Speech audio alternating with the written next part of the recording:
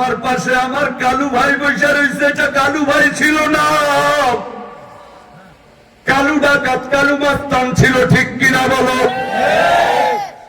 এমনিতেই মাথায় পাগড়ি উঠে নাই, এমনিতেই এত সুন্দর দাড়ি না, মোস্তাই ছিল এমন, এটা ঘুরাইয়া পিছনের দিক দিয়ে নিয়ে গেছিল, এত বড় বড় চুল ছিল, বিদগুটে লাগতো। আল্লাহু আকবার।